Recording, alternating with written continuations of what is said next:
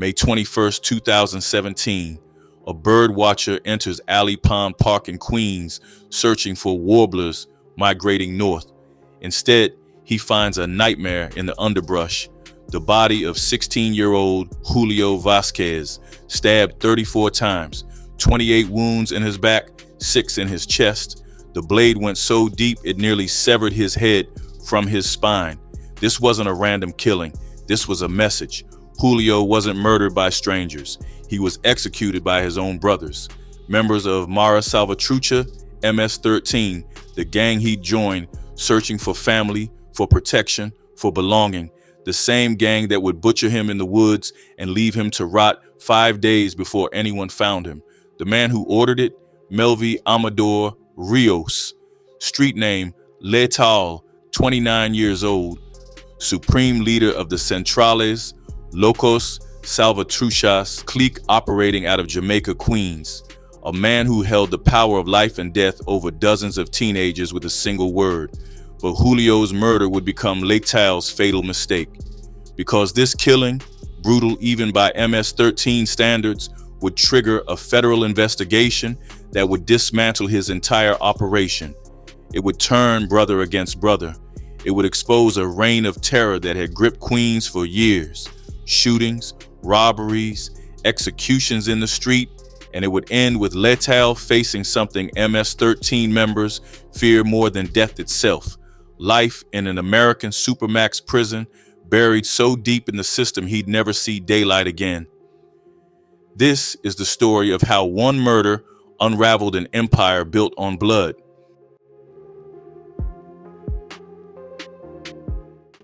Julio Vasquez didn't die by accident. He died because of a system, a hierarchy, a machine designed to chew up boys and spit out killers. At the top of that machine sat Melvi Amador-Rios. Some knew him as Pinky, but in Jamaica, Queens, only one name mattered: Letal. And at 27, he'd earned it. Supreme leader of the Centrales Locos Salvatruchas, CLS, one of MS-13's most vicious cliques operating in New York. MS-13 doesn't work like other gangs. There's structure, discipline. Born in Los Angeles during the 80s, forged by Salvadoran refugees escaping civil war, the gang metastasized across America. It fractured into cliques, each claiming territory, each answering to its own leadership. CLS claimed Jamaica, Queens, and Letal claimed CLS. He held first word authority, ultimate power. Nothing moved without him. No beatings, no robberies, definitely no bodies. You wanted someone dead? You came to Letal. You explained why. You waited for permission. Beneath him, the homeboys, full members baptized in violence. Beneath them, the chequeos, teenage prospects hungry to prove their worth, desperate for those MS-13 tattoos that would brand them forever. The laws were non-negotiable. Never talk to police, never display weakness, never associate with rivals, particularly 18th Street. Violate these commandments, you become prey. Obey them, you ascended through bloodshed. Letal shared power with one person, his younger brother, Santos Amador-Rios. Blood bonds ran deep in MS-13 culture, but so did suspicion, so did betrayal. Trust was a luxury even family couldn't always afford. They searched where desperation lived. High schools where immigrant kids felt invisible, street corners where teenagers had already been failed by every system meant to protect them. MS-13 didn't just offer violence, it offered family, brotherhood, a place to belong when society had made it clear you belonged nowhere until you didn't. MS-13 operates on absolutes.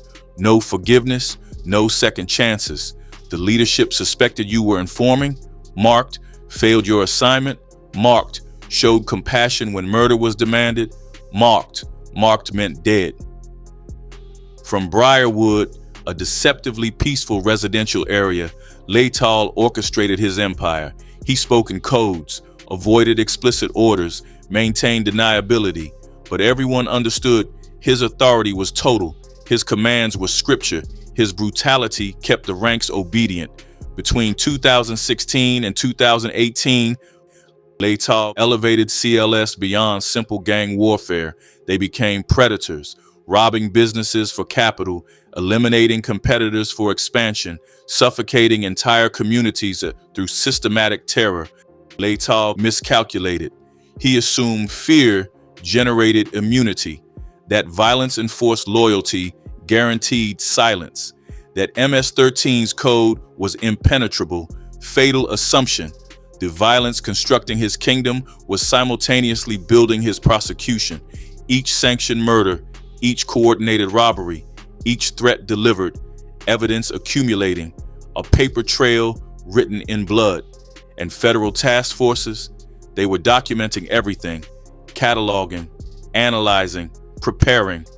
The Letal machine built to create killers would ultimately consume him, because the same teenagers he exploited would eventually break. The same brothers he commanded would eventually cooperate. The same codes he enforced would eventually shatter under federal pressure. Letal believed himself untouchable, protected by fear, insulated by loyalty. He believed wrong.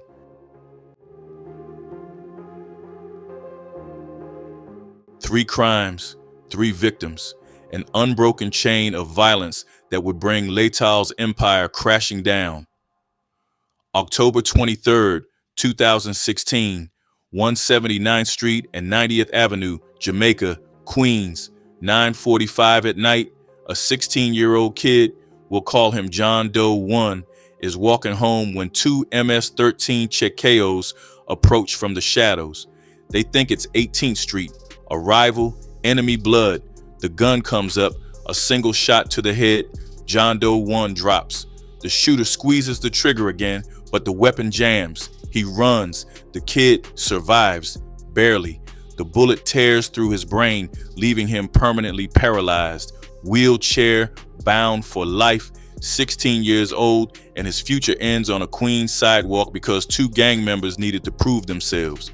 But here's what makes this shooting different. Letal's brother, Santos Amador-Rios, provided the gun. Two other CLS members, Jan Carlos Ramirez and Antonio Salvador, trained the shooters. This wasn't random street violence. This was coordinated, authorized from the top, and Letal celebrated it. From jail, where he was being held on unrelated charges, Letal made a phone call, recorded, preserved. He told the shooters, "You guys already have the pass to be homeboys." Translation, you've earned your place. You've proven you can kill. One shoot, one paralyzed kid, two Chequeos promoted through attempted murder. But the cycle doesn't stop there. Fall 2016, another MS-13 member, John Doe 3, makes a fatal mistake. He's seen talking to 18th Street members, laughing with them, treating enemies like friends. Unacceptable. Letal wants him dead. But here's the twist. He doesn't order a homeboy to do it. He orders Julio Vasquez, a Chequeo, a kid still trying to earn his stripes, 17 years old, maybe younger, desperate to belong. The assignment is clear: kill John Doe 3 within 1 week or face consequences. Julio takes the gun. He shadows his target. He has the opportunity, but he can't do it, can't pull the trigger, can't take another teenager's life just to prove his loyalty to men who see him as disposable. Days passed. The deadline approaches. Julio hasn't completed the hit, and now the gang has questions. Why didn't he shoot? Is he weak, or worse, is he talking to police? Is Julio an informant? The paranoia spreads like infection. The same paranoia that keeps MS-13 functioning becomes Julio's death sentence. He failed the test. He showed mercy, and mercy in MS-13 is indistinguishable from betrayal. Letal gives the order: Julio Vasquez must die. May 16, 2017, Alley Pond Park, wooded, isolated, the perfect place to make someone disappear.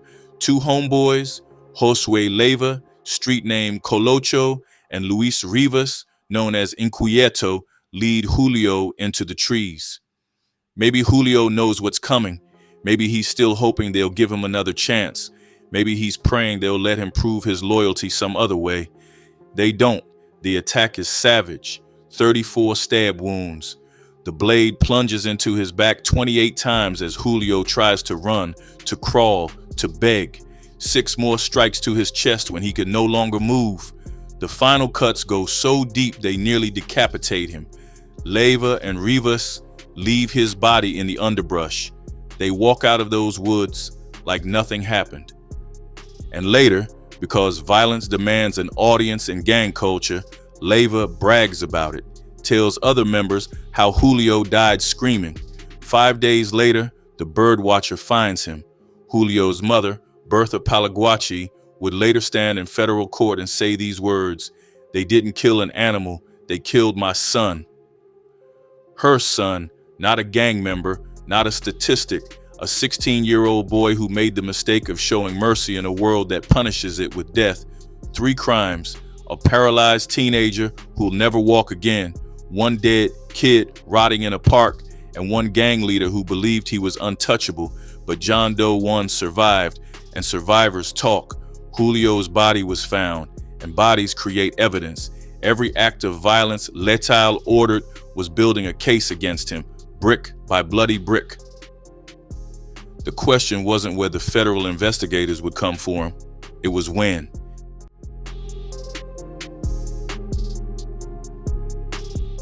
Murder makes headlines, but MS-13 doesn't survive on violence alone, it survives on money. And in Jamaica, Queens, Letal was running a criminal enterprise that needed funding. Enter the robberies.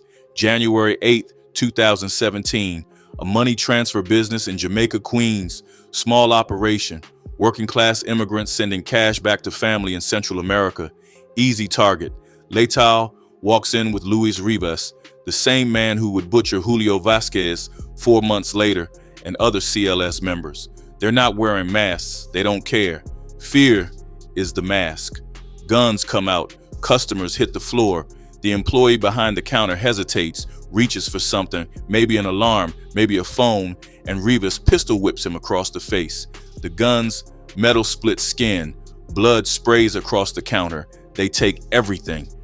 Cash from the registers, money from customers' pockets, wallets, phones, anything of value. Then they disappear into the neighborhood they control, knowing no one will call police, because everyone knows what happens to snitches in MS-13 territory. But one robbery isn't enough. Criminal enterprises need steady income, racket protection, drug sales, and when those dry up, you rob again. 2018, multiple convenience stores across Jamaica, Queens, same pattern, same brutality. Walk in, guns out, take everything. One robbery stands out for its cruelty.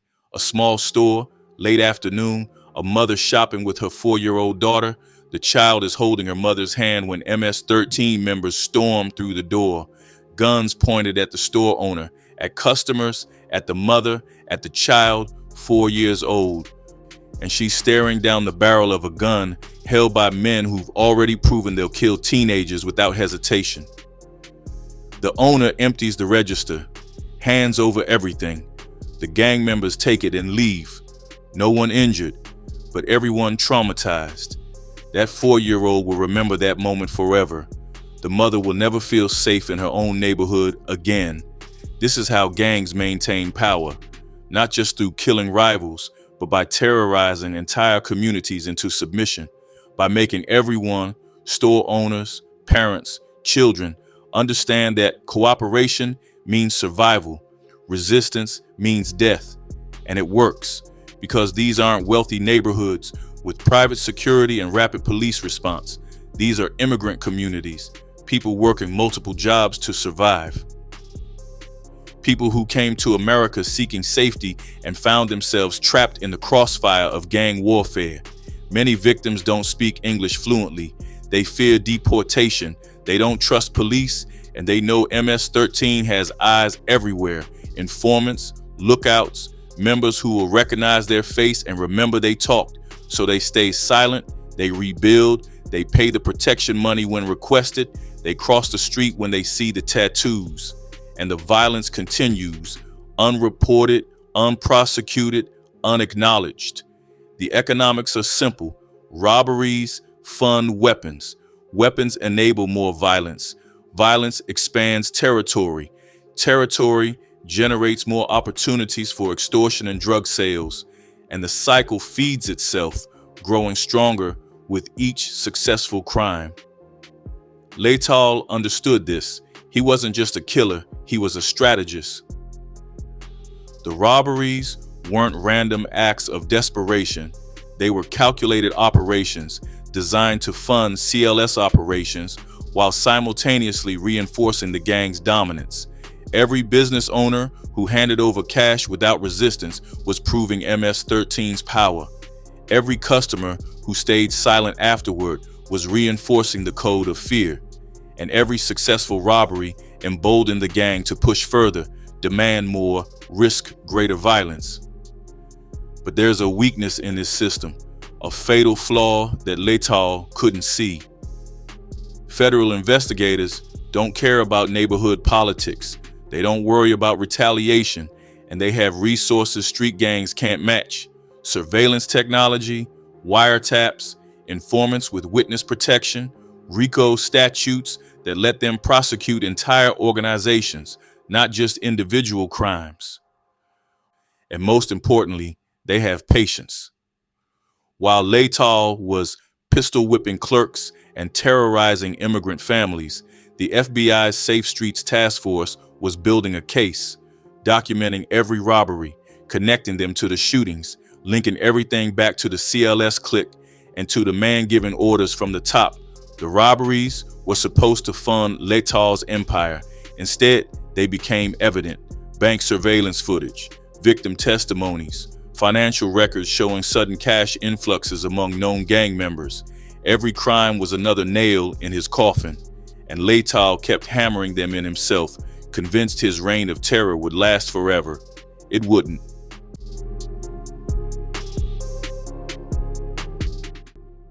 The FBI doesn't announce when they're coming. They watch, they listen, they wait for you to destroy yourself.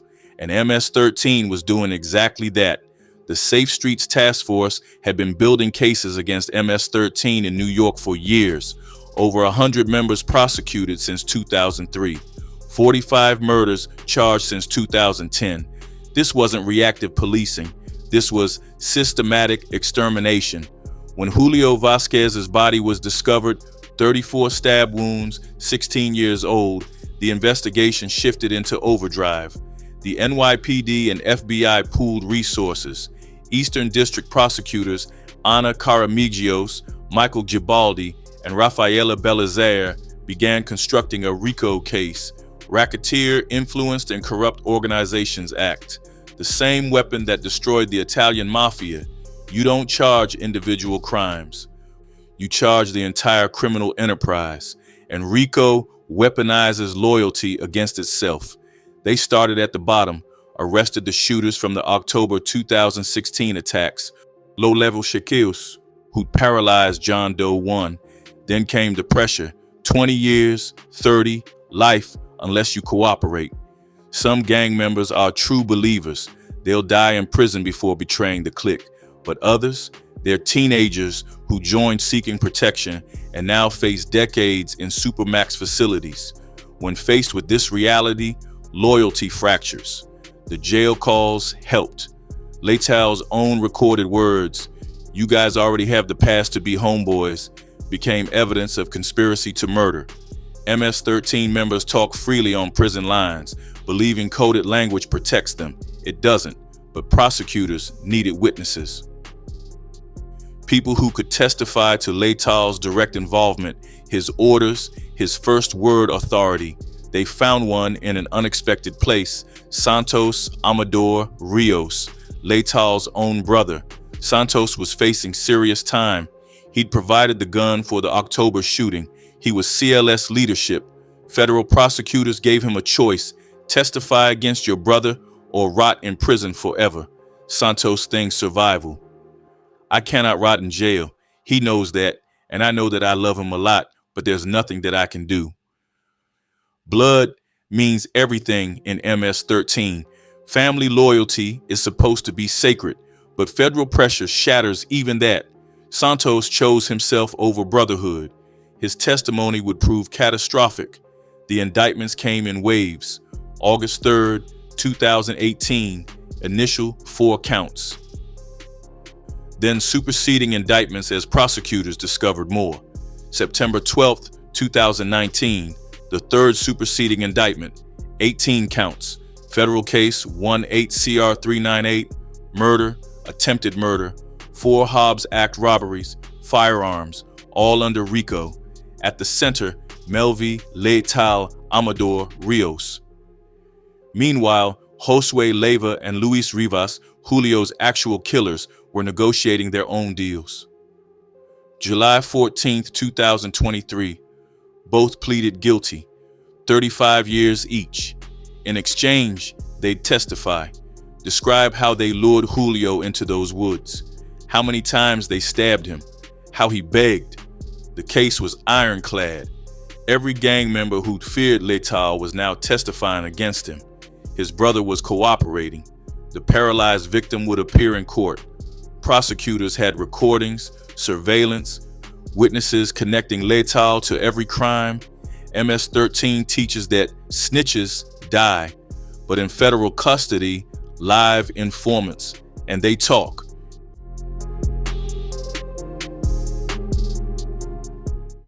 July 2023, Federal Courthouse, Eastern District of New York. Judge Rachel P. Kovner presiding. 3 weeks to dismantle Melvi, Letal, Amador-Rios. The prosecution buried him under his own violence. Witness after witness, gang member after gang member, each confirming Letal's first word authority, his approval, his orders. Luis Serrano, John Doe 1, wheeled himself into the courtroom, 16 when shot, now paralyzed from the neck down. He spoke from his wheelchair, describing the moment the bullet entered his skull and ended his future. The jury didn't look away. Then came the MS-13 turncoats. Former homeboys who'd once feared Letal now stared him down from the witness stand. They described the structure, the rules, the culture of violence demanding absolute obedience. Then Santos Amador-Rios took the stand. Brother testifying against brother, he explained how he provided the gun, how Letal controlled everything, how orders flowed down and blood flowed up. Letal watched, silent, stone-faced, but he had to know. August 9th, 2023. Guilty. 17 of 18 counts. Murder, attempted murder, robbery, firearms, conspiracy, RICO. Only sentencing remained. November 28, 2023. Bertha Palaguachi stood before the court, Julio's mother. She looked at the man who'd ordered her son's execution. They didn't kill an animal, they killed my son. Luis Serrano submitted a written statement about his permanent paralysis, the daily pain, the stolen future. Community members spoke about years of fear that gripped Jamaica, Queens. Judge Kovner listened, then delivered the sentence. Life imprisonment for Julio Vasquez's murder, 80 years for 4 Hobbs Act robberies, 40 years for ordering the shooting, 38 years for firearms violations, all consecutive, not concurrent, consecutive. Even if Letal lived to 200, he'd never leave federal prison. Josue Leiva received 35 years on January 23, 2024. Luis Rivas got the same in February. Both will be elderly before seeing freedom if they survive that long. The Centrales Locos Salvatruchas clique was effectively destroyed, leadership imprisoned, members cooperating, territory abandoned, but MS-13 remains. New cliques form, new leaders rise. The gang's international structure, rooted in El Salvador and Honduras, ensures it survives individual prosecutions. Still, for families who lost children to CLS violence, for terrorized business owners, for communities that lived in fear, Letal's life sentence meant more than justice. It proved even the most brutal gang leaders aren't untouchable. That loyalty built on fear will eventually crumble. That federal investigators have longer memories than street gangs. Letal's empire lasted less than 5 years. His punishment will last forever.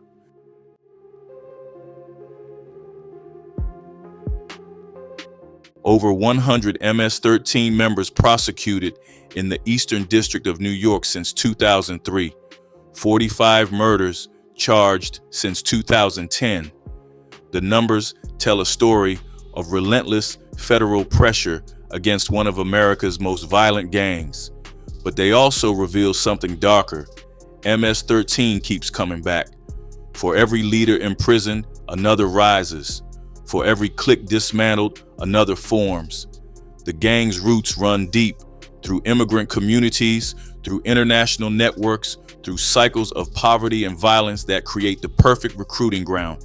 Teenagers still joined, still searching for belonging, still believing the gang offers protection when society offers nothing.